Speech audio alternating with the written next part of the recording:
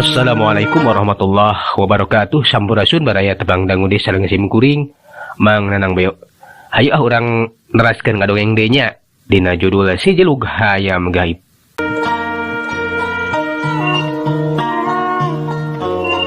Mangga mitra urang neraskeun deui nya wilujeng ngadangukeun brung.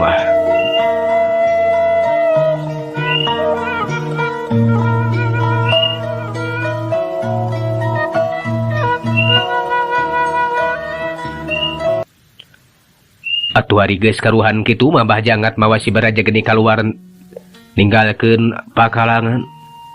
Di barung ku basabona anu alum nguyung dirina kudu ngalaman Dewi Wirang. Kanyeri hatena can punah can waka bisa mulangkeun kanyeri ka si Tarman. Sabab teteh si baraja geni oge teu mampu ngelehkeun si Jelug. Tapi eta kayaan teh beda deui jeung kayaan si Tarman. Anu ketinggali bunga hayamna tetap unggul, malah kiwari mah tang tuwe si Jelug teh beuki kasohor. Sawegeus ka nyahoan pamilon jeung panonton teh ayeuna mah leuwih loba, malah mah nuti lembur anu jarauh oge disuklakna ti sidukna pada daratang. Hayang milu nyaksian jeung hayang ngiluan kana eta acara hiburan ngadu hayam. Jelug maneh teh unggul atuh euy, tetela maneh teh hayam jago anu pilih tanding, hayam anu can aya nu ngelehkeun atuh. Hidup Jelug, hidup. Bari karawak si Jelug teh ditewak, bari huluna teh diusapan. Bangun anu nyaeun pisan si Tarman mah katingali si Jelugna ge meuni peureumbeun tak diusapan ku dununganna teh. Gajrang mangcos naik deui kana luhureun panggung. Celengkeung manehna biantara deui. Ka para wargi sadayana nu parantos nyakseni acara pamungkas eta patarungan antara hayamna Bajangat sareng hayamna Jang Tarman. Ku urang oge parantos kasaksian yen kagungan Jang Tarman eta si Jelug anu unggul. Sumuhun. Ku kituna ku kieu na maksud teh. Sim kuring ngawilujengkeun ka Jang Tarman anu parantos unggul. Tiasa martahankeun kameunangan kitu tah. Si Jelug memang hebat. Margi teu acan aya anu tiasa ngelehkeun kitu tah. Kumargi acara demi acara parantos di cintonkeun. Kukituna sim kuring teh bade nutup di ieu acara atuh sim kuring ngawakilan pupuhu panitia ngahaturkeun rebu nuhun kana perhatosanana hapuntenna tina sagala kakiranganna. Mugia dina waktos anu sanes urang tiasa kembal deui dina acara anu sami. Tak kitu sim kuring pamit. Sampurasun. Beres acara ditutup nu lalajo balubar. Ari si Tarman mah nyokot heula hadiah di panitia atawa di banawa salaku pupuhuna teh. Kitu deui birum sia oge milu bunga. Alah Ujang hebatnya si Jelug teh. Nya unggul deui Ujang can aya nu bisa ngelehkeun. Sok tu geura cokot hadiahna Ujang. Ki banawa teh geus kagupayan tu ka Ujang. Mohon mi atuh. Si Jelug teh unggul deui. Rek kaitu heula, rek mawahan iyahna atuh. Aduh horse. Si Tarman bari arangah erengeh bunga heunakeur. Sabab bakal nampa hadiah barang tepi ka Panata Calagra alias Ki Banawa salaku pupuhu eta acara. Tajang ieu geura tampa hadiahna yeuh. Kula salaku Panata Calagra ngiru bunga. Tetelah hayam Ujang teh si Jelug geus bisa mertahankeun kameunangannya. Jadi boga hak pikeun narima ieu hadiah. Nuhun atuh. Ieu hadiah teh ditampi ku jisim abdi atuh. Enya Jang. Syukur ari kitu mah ditarimanya. Kula geus salaku panitia geus ngarasa regreg gitu tah, geus ngalaksanakeun pancen jeung tugas. Ulah oge salaku warga Lembur Cihoje reueus yen di Lembur Cihoje teh mibanda wargana anu boga hayam anu hebat nyaeta si Jelug. Sabab ujang sanajan dulurna Biru Mesiah anu cenah kakara sababaraha bulan cicing di Lembur, tapi geus dianggap warga ieu Lembur jang. Nuhun atuh, nuhun pisan ai kitu mah. Tangtos Lembur Cihoje ge kacanak seungit, kacanak kasohor, kakoncara ka mana-mana atuh. Sabab si Jelug teh hayam jisim abdi anu dumuk di Cihoje atuh. Nya jang, pokona mah mudah-mudahan si Jelug teh saterusna bisa martahankeun kamenangan jang. Sing hade dina ngurusna ka hade kudu diperhatikeun sagala rupana jang. Sangkan eta si Jelug teh tetep kuat. Mohon atuh sapada si Tarman nampah dia mah sarua si Tarman oge milu bubar bae ninggalkeun eta patempatan. Mitra kaum dangu sababaraha minggu teh harita acara hiburan nganu hayam teh geus diayakeun di we di eta Lembur Cihoje teh. Malah pamilona oge beki loba bae di mana-mana disuklakna ti cicukna ti ciklukna di lembur-lembur anu jarauh oge pada dararata. Tapi can aya saurang oge nu mampu ngelehkeun si Jelug. Ngaran si Jelug beki kasohor ka mana-mana malah nepi ka daerah kadipaten oge. Tapi eta beja teh dalam Suryalaga manehna ge meunang beja. Yen di hiji lembur anu ngaran Lembur Cihoje sok aya di hiburan nganu hayam. Eta acara teh gede pisan. Malahan mah pamilona teh cenah di mana-mana. Puguh we atuh. Dalam Suryalaga ge manehna teh kataji. Pok kumanya ka Kiradi salaku bawahanana. Nah nya cenah eta beja teh. Kumaha Radi? Nah nya ngeunaan beja teh. Yen ngeunaan di Lembur naon eta teh Cihoje. Aya acara hiburan nganu hayam anu gede naker. Tanya Kang Jang Adipati tumanya ka Kiradi. Salaku jalma kepercayaan Kiradi teh tang tube. Maehna kudu bisa ngajawab kana naon rupa pasoalan anu aya tumarina jeung kaayaan rahayat. Kaayaan pamerintahan. Oge kaayaan di lembur-lembur. Pok atuh Kiradi teh nembalan. Mohon eta lembur teh rame pisan. Malihan mah eta lembur teh pada ngajugjug. Lain ngan saukur mohon ku tatangga eta lembur. Tapi di lembur-lembur anu tapi oge dada rongkap. Ngiring kana eta acara nun. Kukituna eta lembur teh jadi hurip. Sabab pangeusina loba anu usaha. Ku aya na eta acara hiburan teh. Jadi lembur teh aya kamajangan nun. Kula ge ngadenge adi dina kituna mah. Ngan bae cenahna bener aya hayam na can kungsi ele. Kukupingan mah mohon. Eta hayam teh nelahna teh si Jelug. Hayam anu teh kungsi ngalaman eleh. Sok sanajan geus sering diadukeun jeung hayam di mana-mana tah kitu. Isim abdi ge mohon ngeunaan eta teh aneh kitu aya hayam ku kuat-kuat teuing nun. Tangtu anu bogana teh lain jalma biasa. Goreng-gorengna ge meureun jalma anu beunghar, saudagar atawa anu boga jabatan. Tangtu lain hayam murahan. Ih, saneseun nu gaduhna teh jalma biasa, anu nalah mah si Tarman saurna teh.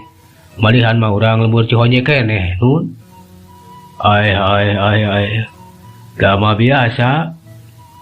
Aku alus tah hayam teh. Tapi kula oge Apaanan boga hayam ngaranna si jala perang teh. Ari pamikir kurah hayam kula ge can kungsi ele. Hebat hayam kula oge. Sabab sering kadatangan ku sobat kula anu ngaduan ngadu ka dieu. Anu resep ngadu hayam mah. Tapi wah hiji oge anu bisa ngalehkeun si jala perang. Mohon nuhun. Rupina saya tah si jala perang teh. Teu nyangki di simabdi ge. Tah pangna kira di kukula dicalukan ka dieu aya badamikeun ieu teh perkawis naon nun manggawe geura dugikeun kieu Radi ku ayana eta acara ngadu hayam di lembur Cihonje anu ngadatangkeun pusat perhatian kitu deh jadi maju saha di eta lembur kula teh hayang ngaramekeun kadipaten rek ngayakeun we acara sarua kawas di lembur Cihonje ngan khusus pikeun wewengkon kadipaten urang ramekeun ngarekayaan di dieu teh rame jeung kasohor kabeneran panasaran kula oge hayang ngadukeun ieu si jala perang cekang jeung Adipati Suryalaga manehna jadi uga pamikiran manehna teh can arek ngayakeun bae acara hiburan ngadu hayam anu khusus diayakeun ku pihak nanti Adipati pihak kadipaten jadi gitu nun nya saya mohon saya sim abdi mangadukung we kana non rupi anu bade dilaksanakeun mohon dirancang ku salira gamparan nun alus ai kitu mah ngan kira-kirana eta acara teh kumaha tah inggis kula mah jadikeun ajang pikeun tarohan moal nun rupina kurang gembor-gembor we saupami dina acara abdi ayakeun ku salira gamparan aya jami atawa anu kumawani tarohan atanapi tumpangan urang tewak we nun sabab kapan teh dimenangkeun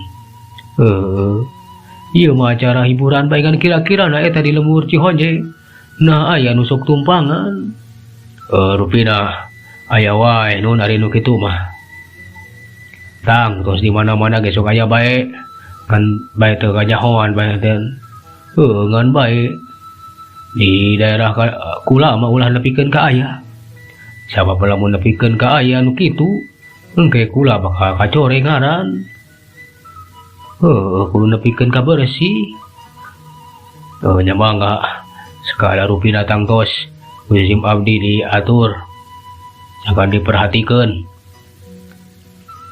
tah harus radi ai kitu mah tah kula masrahkeun ka ilahi pikeun ngatur sagala rupana yen acara hiburan ngadu hayam teh hitung-hitung ngahibur ka warga lembur karahayat sabudeureun wewengkon kadipatian wewengkon kadipaten jeung deui pikeun ngaronjatkeun kahirupan maranehanana mara bisa usaha jeung deui ngarah wewengkon urang teh leuwih kasohor ari miharep masih jala perang teh kawasi jalung tah kitu ceuk eta Kangjeng Adipati Suryalaga manehna teh percayakeun ka Ki Radi salaku jalma kapercayaanana nyamun seun rupina ai perkawis ngayakeun hiburan nganu hayam gampil keun we si abdi sareng anu sanesna bakal nyiapkeun sagala rupina pokona mah terang beres nun kan kiten-kiten airaha kedah dimitianana sih jangan leuwih gancang leuwih hade atur-atur kula teh hayang sagancangna bae. Umumkeun sakabeh rahayat. Yen kula ngayakeun khusus acara ngadu hayam, nyaeta pikeun ngahibur kitu ngan omat, kade sakali deui ulah nepikeun ka aya perjudian. Sokomo da ngadatangkeun kaributan mah. Jeung ancam lamun nepikeun ka wani-wani ngalanggar kana aturan, tang tu bakal dihukum. Mangga nun, mangga. Pokona mah aman sieun. Ceuk eta Kiradi ngayakinkeun ka Kangjeng Adipati. Yang geus ai kitu mah, pokona mah laksanakeun sakumaha pamenta kula. Ceuk Kangjeng Adipati Suryalaga. Mungkas caritaanana pikeun Kiradi mah manehna geus boga kaputusan. Kudu sagancangna ngawujudkeun kahayang anu jadi panutanana eta Kangjeng Adipati.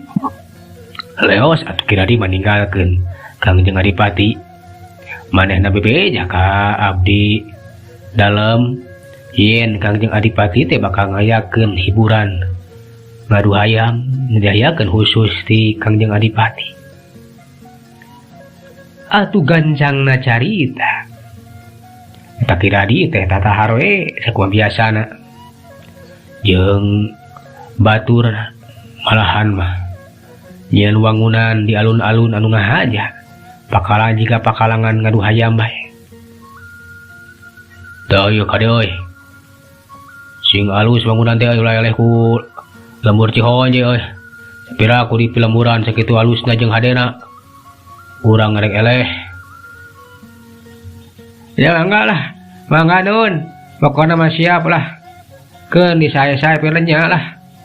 Kan saya nama kada survei ka itu dengan kayaan di lembur Cihonje kumaha tah. Lamun kaos ka uninga kan urang tiasa leuwih hade tibatan lembur Cihonje kayaanana. Muang bener oge tah usulan teh. Keun kula ge jadi penasaran. Hayang nempok ka itu. Teu hayang nyaho we teh cenah kanu kahayam anu can pernah eleh teh nu ngaran si Jelug. Anya Gusti, eta si Jelug teh aduh hebat cenah mah can pernah eleh pokona mah. Da eta we sababaraha kali adukeun jeung ti mana-mana kitu. Tetap unggul lah. Tapi punten itu punten. Nah, naon maksudna Kangjeng Adipati bat ngayakeun acara hiburan anu hayam sagala rupa tuh. Itu Gusti. Tujuanna mah halus euy. Kahijina ngahibur. Kaduana sangkan kaayaan di wewengkon kaadipatian teh euy. Tambah rame, tambah kasohor. Jeung deui kapan Kangjeng Adipati teh boga hayam anu hebat. Anu nalah si Jalaprang. Malahan mah diadukeun jeung hayam sobatna. Anu boga hayam halus, malahan mah ti luar negeri sagala. Si Jalaprang teh tanggung si eleh. Da kitu. Paingan atuh kitu malah nyai sim abdi mah ngadukung lah mudah-mudahan. Mohon tarancang Kangjeng Adipati teh tiasa lancar nun. Ceuk bae eta anak buahna Kiradi. Ayo ge teruskeun euy. Bajaan kanu sajana.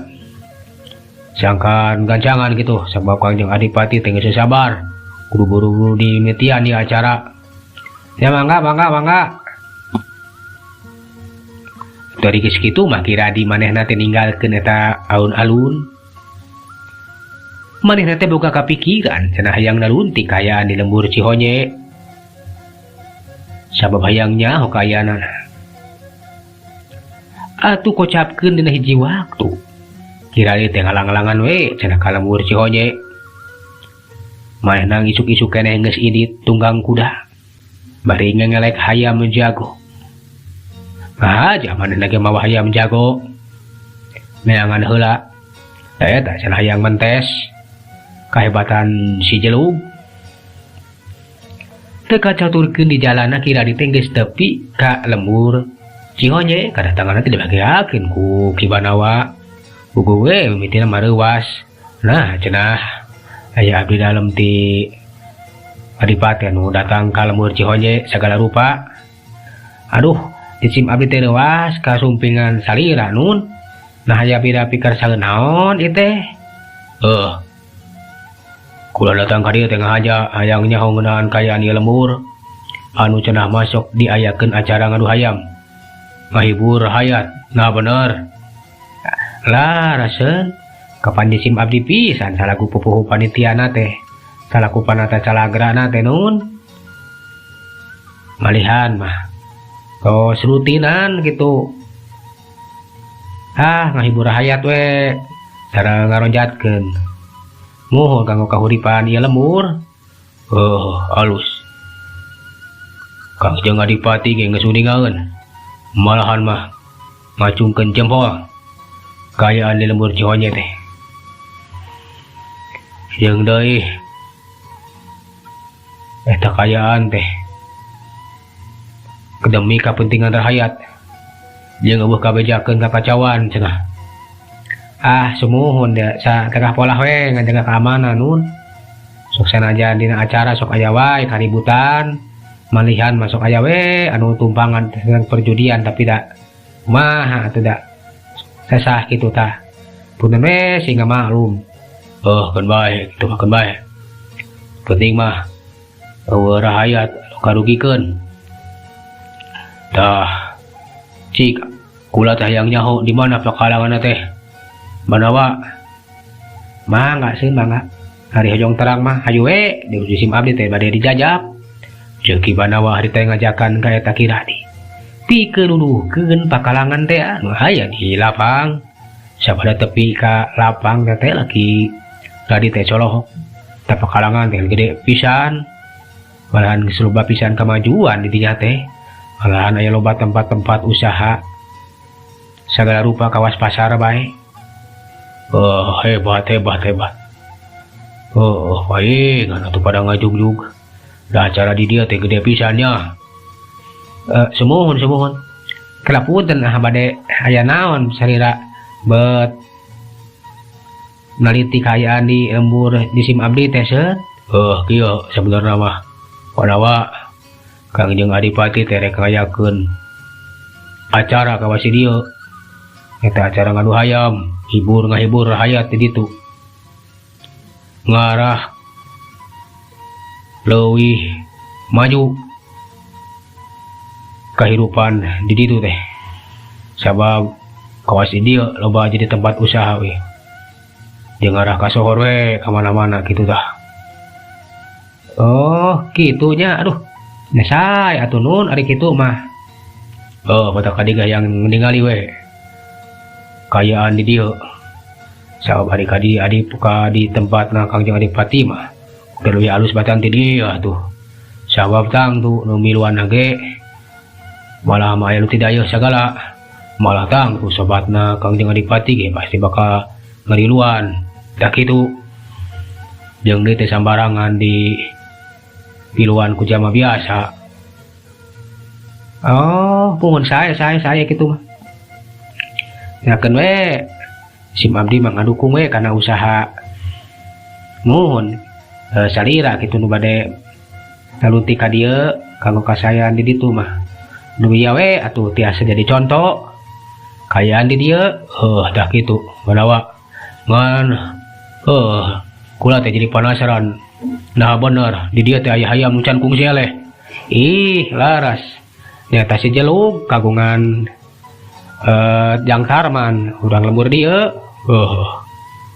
Kula teh jadi penasaran. Ieu kula mawa hayam jago ya. Hayam adu hayang mentes we ieu mah. Hayang ngabuktikeun kumaha cenah kahebatan eta si jelug teh. Mangga seun. Hari hoyong terang mah keun we urang jajabkeun ka muhun bubina Jang Tarman atau nami Jang Tarman engke dipiwarang ka dieu supaya diadukeun we di pakalangan nun. Dah kitu.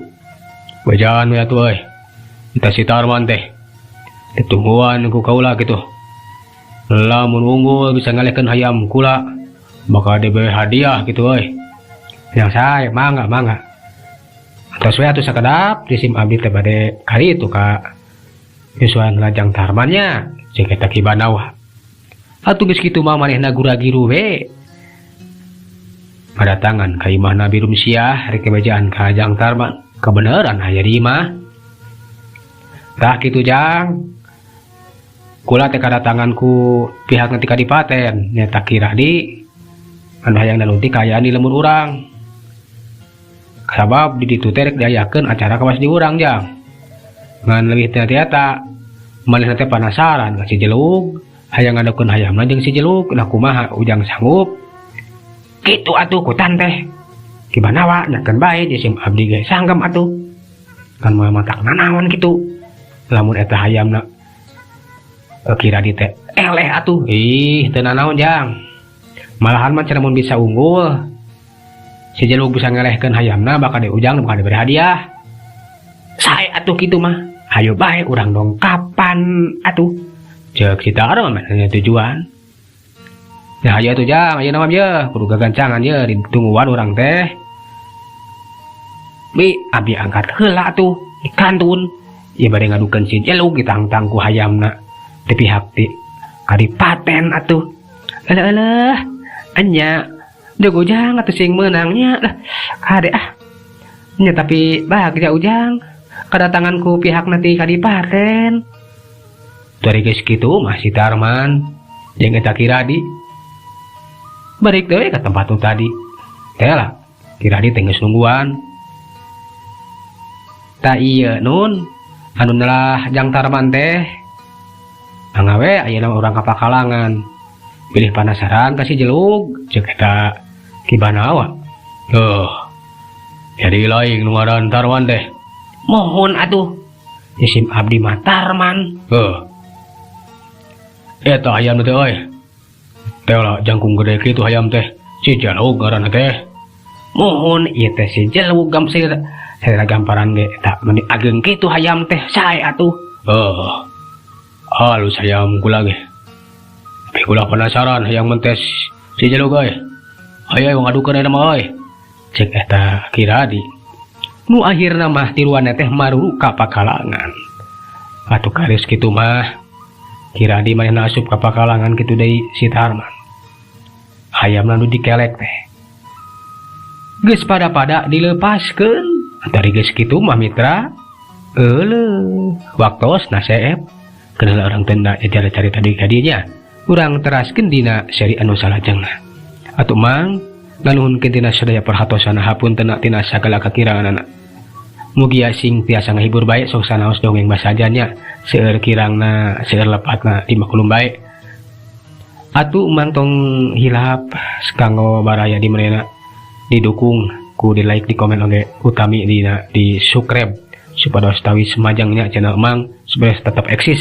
Atuh mang saheulana undur diri. Assalamualaikum warahmatullahi wabarakatuh. Cak.